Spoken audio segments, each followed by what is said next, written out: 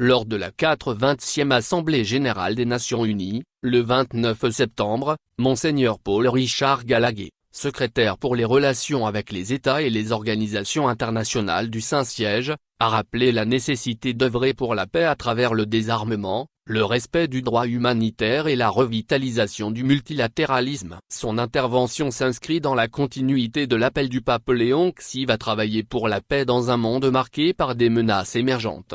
De l'Ukraine au Proche-Orient, du Soudan à la République démocratique du Congo, la réponse à ces crises reste le dialogue, le multilatéralisme et le désarmement. Le Saint-Siège insiste sur le respect de la dignité de la personne, la protection du droit à la vie, l'attention à la crise climatique qui aggrave les inégalités, notamment pour les migrants et réfugiés, et sur les risques liés à l'intelligence artificielle, une avancée extraordinaire mais potentiellement dangereuse si elle sacrifie la dignité à l'efficacité.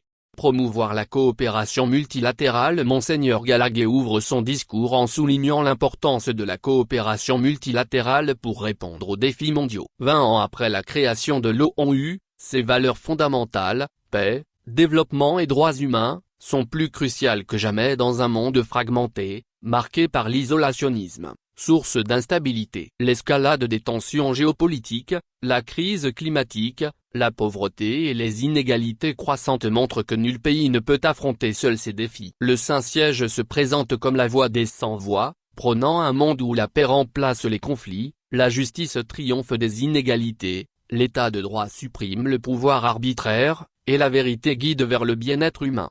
Construire une paix active. Pour Monseigneur Gallagher, la paix n'est pas l'absence de guerre ou un simple équilibre entre adversaires, mais un engagement actif basé sur le respect mutuel. Il faut rejeter la haine et la vengeance pour favoriser dialogue et réconciliation. Ces valeurs doivent guider la diplomatie internationale, soutenue par des actions concrètes. Le Saint-Siège propose la création d'un fonds mondial, financé en partie par les budgets militaires, pour éradiquer la pauvreté et la faim, promouvoir le développement durable et lutter contre le changement climatique.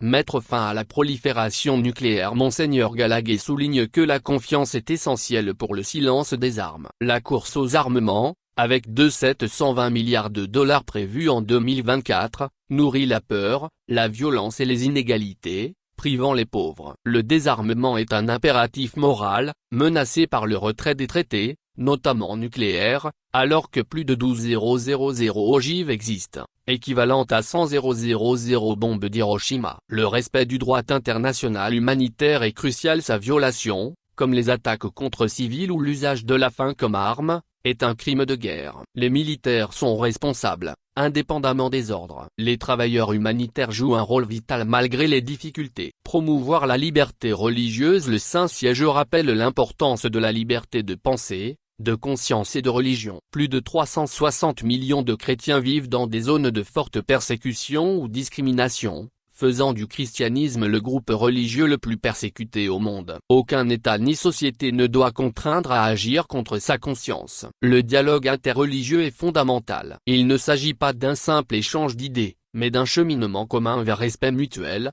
justice et paix. Cet engagement est d'autant plus nécessaire dans un monde marqué par les extrémismes, les polarisations et les conflits. Préserver la dignité humaine. La dignité de la personne doit être au cœur de toute action internationale. Garantir les biens essentiels revient à défendre le droit à la vie, de la conception à sa fin naturelle. Le Saint-Siège réaffirme l'illégitimité de l'avortement et de l'euthanasie, qui favorise une culture de la mort. Les ressources doivent plutôt soutenir la vie avec des soins de santé adéquats et des soins palliatifs. Il existe un seul droit à la vie, qui ne peut être contredit même sous couvert de liberté. Lorsque la liberté se détache de la vérité universelle, même le droit à la vie est menacé. Le diplomate a aussi dénoncé la gestation pour autrui, qui réduit la femme et l'enfant à de simples produits. La souveraineté du droit. Il y a 10 ans, le pape François soulignait que le travail des Nations Unies repose sur la souveraineté du droit, la justice étant indispensable à la fraternité universelle. Le Saint-Siège rappelle qu'aucun individu ou groupe,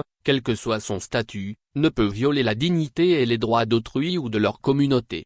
Éradiquer la faim et la pauvreté. Éliminer la faim et la pauvreté est une obligation morale, car elle prive les personnes de leur potentiel donné par Dieu. C'est d'autant plus tragique que la Terre produit suffisamment pour nourrir tous les êtres humains. La clé réside dans le partage, non dans l'accaparement. La production alimentaire seule ne suffit pas, il faut garantir la durabilité des systèmes alimentaires pour une alimentation saine et accessible à tous. Cela demande de repenser et renouveler ce système dans un esprit de solidarité. Combattre les inégalités mondiales et annuler la dette. Les inégalités économiques, sociales et environnementales persistent dans la répartition des richesses, l'accès à l'éducation, à la santé, à la sécurité alimentaire, souvent aggravée par des injustices systémiques, des conflits et la dégradation environnementale. Le Saint-Siège appelle à s'attaquer aux causes structurelles telles que les systèmes commerciaux inéquitables, les abus au travail, et l'accès inégal aux ressources. Le fardeau de la dette, économique mais aussi écologique,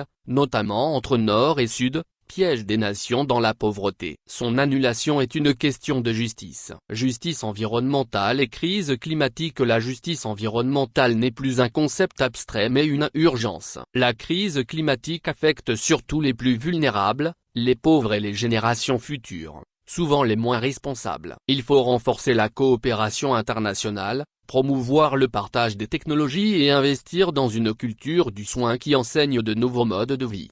Migrants et principe de non-refoulement. Les migrants et réfugiés sont les premières victimes des inégalités mondiales. La réponse ne peut être uniquement politique, mais doit être éthique, humanitaire et solidaire, respectant le principe de non-refoulement et prévenant la violence et l'exploitation. La recomposition familiale doit être reconnue comme fondamentale pour le développement humain et la stabilité sociale. Pour réduire les risques liés à la migration irrégulière, le Saint-Siège appelle à élargir les voies de migration sûres, lutter contre les trafiquants et éviter les voyages dangereux.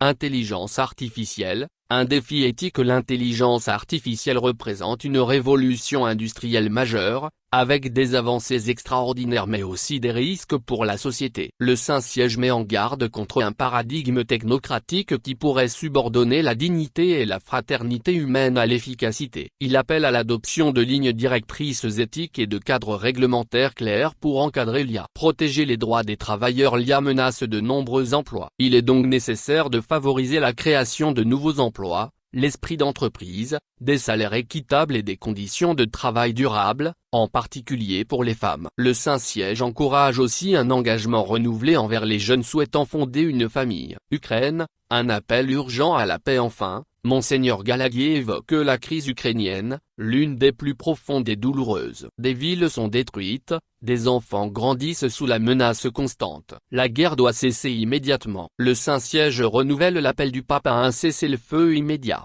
préalable à un dialogue sincère et courageux. Tous les pays doivent rejeter la passivité et soutenir toute initiative ouvrant la voie à une paix juste et durable. Avec Vaticanais. Source, Le Correcteur. Actualité featurée politique.